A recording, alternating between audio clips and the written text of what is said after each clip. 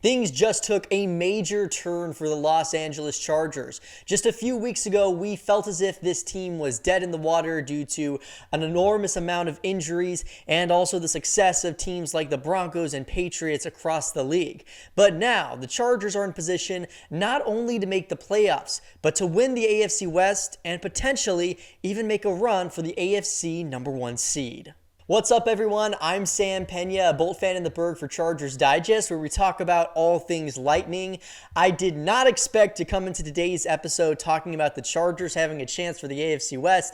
I came into this episode thinking that we'd probably be talking about a Chargers win, but seeing the Jacksonville Jaguars do the Chargers a favor by beating the Denver Broncos has completely changed how the league is looking at this team. All of a sudden, the Bolts have a chance to not only be in the playoffs, but potentially make a run at the Super Bowl, because the Broncos have given them a path to control their own destiny. If the Chargers beat the Texans next week, and if they beat the Denver Broncos in Week 18 in Denver, the Chargers will be the AFC West Division champion and potentially in a spot to also be the 1 seed if the Jaguars and Patriots can give them a little bit of help there as well. It's still a bit of a long shot for the 1 seed, but it is an opening and something that Jim Harbaugh is going to be grateful for and preaching to his team this week as they try to finish the season strong, especially as they have a daunting challenge ahead of them in both the Texans and the Broncos. So I want to talk first of all just about the Cowboys game that happened yesterday and what that could mean for the Chargers' future chances. So without further ado, let's just dive right into things and start talking about this. Of course, the game starts with Justin Herbert and the Chargers offense. I think that was the best performance they've had all year long, and that's not surprising given that the Cowboys didn't have a very good defense. But even so, given all the struggles the Chargers have had, I didn't believe that they would be able to hit 30 points. They proved me wrong. They were able to go out there and just take it to the Cowboys all game long. In fact, when you take a look at EPA per drive, the Chargers' performance against the Cowboys yesterday was the second best by any offense in a single game this entire season, and they had 8 possessions for 4 touchdowns, 2 field goals, and no turnovers. That's a key part of this game. No turnovers. We've seen the Chargers fumble at the worst times. We've seen Herbert have some bad luck with interceptions and then also make some questionable choices that have led to interceptions. That wasn't the case yesterday. Herbert was basically perfect, and the offense as a whole was able to score at will against the Cowboys. In fact, I feel as if the Chargers were a bit more aggressive on 4th down, they probably could have hung 40 on the Cowboys if they wanted to. Fortunately, they didn't need to do that.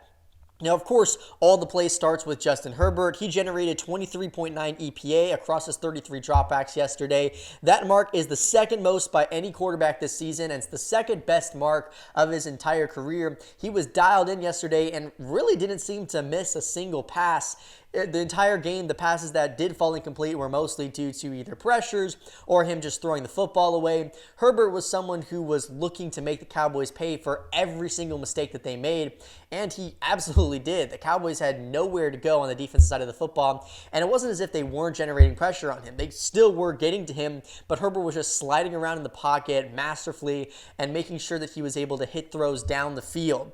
And when we're talking about this, it all comes down to that 3rd down success rate for the Chargers. I talked about how they had the 3rd best 3rd down conversion rate in the entire league, and that showed up yesterday as well. They converted 64% of their 3rd down plays. The Cowboys just 44%, which is still a solid number, but the gap in between those two numbers is really the reason why the Chargers won this game.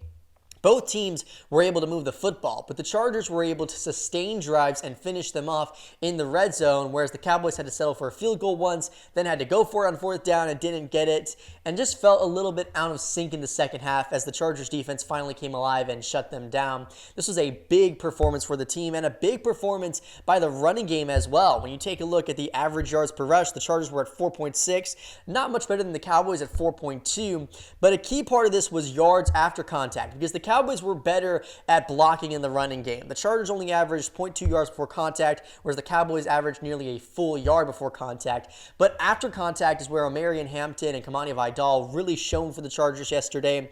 The Chargers averaged 4.2 yards after contact versus 3.4 for the Dallas Cowboys. It just seemed like every single time Hampton was getting the football, he was bowling over somebody to be able to get some extra yards, and that was able to keep the Chargers in those third and manageable positions, which meant that the entire playbook was open for Greg Roman on third down to be able to draw passes either in the short, intermediate, or deep part of the field to be able to convert those plays. Now, when we're talking about Omarion Hampton, he's someone who has been a pretty solid and consistent presence for the Chargers, and it's been important that they got him back from that injury because since he's been back, this running game really looks very different. That's not a shot at Vidal, who also played very well this season for the Chargers, but you can just tell that Hampton is a different level of runner. He's someone who can make plays out of nothing, and he did that consistently for the Chargers yesterday. He had 16 carries for 85 yards, averaging 5.3 yards per carry, and he had a touchdown to go along with 2 catches for 10 yards, including a catch on third down that was able to extend one drive. He actually should have had even more yards in the game, but there was a big 20-yard run that was called back because of a pretty phantom holding call on Trevor Peña. Harbaugh himself pointed out at the end of the game, saying he felt like it was pretty unfair. Regardless, though, it was still called back, and so the Chargers are going to have to deal with that. Regardless, Omarion Hampton had a great game for the Chargers, and on the season, he's been fantastic.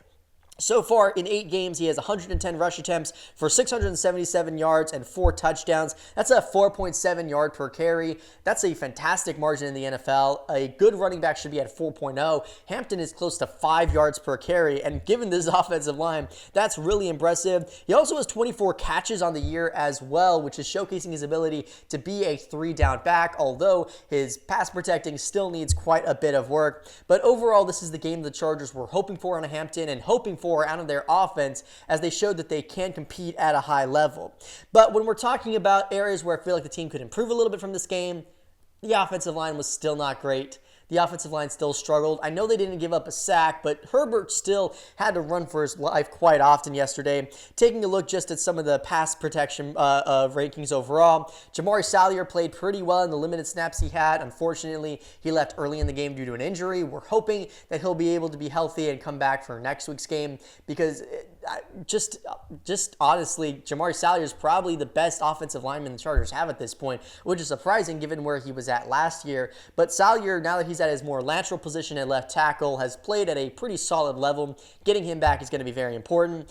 Penning was decent in the game. Bobby Hart held his own.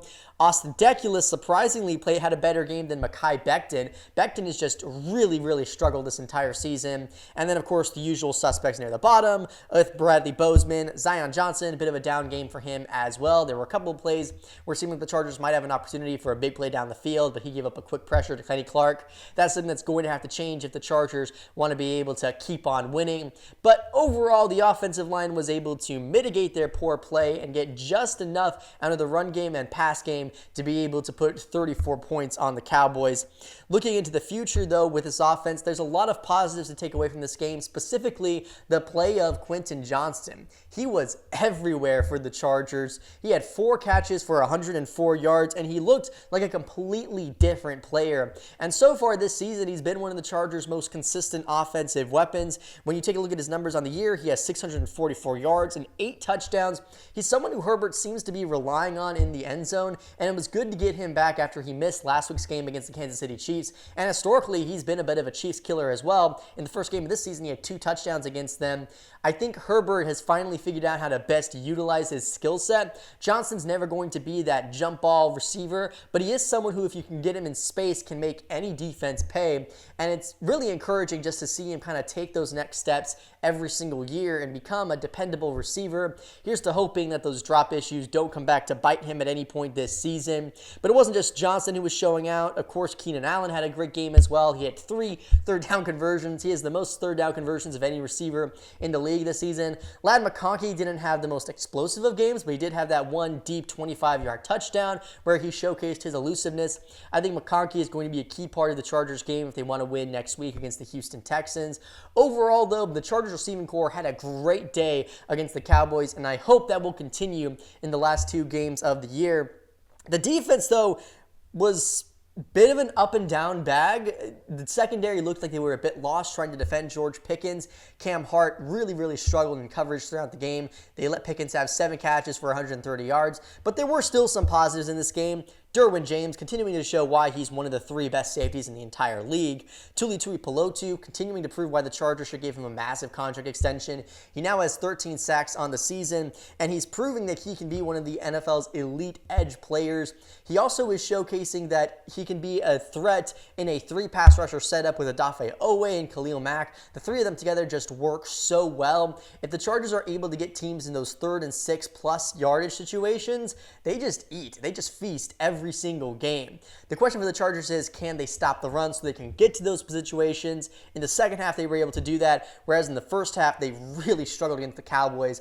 The Cowboys also had a really good offensive game. They had 2 touchdowns and a field goal on their first 3 drives. If the Chargers want to be able to have some form of continued success here, they're going to have to tighten that up a little bit in the future games. But finally, I want to talk about this team's outlook in the future. Derwin James spoke about this to Daniel Popper after the game. He said, "I don't want to be the team where people walk up to my whole family calling me saying, 'Hey, I just saw you on TV and you're going to win the Super Bowl.' We don't want that. We don't need that. We want to be the underdog."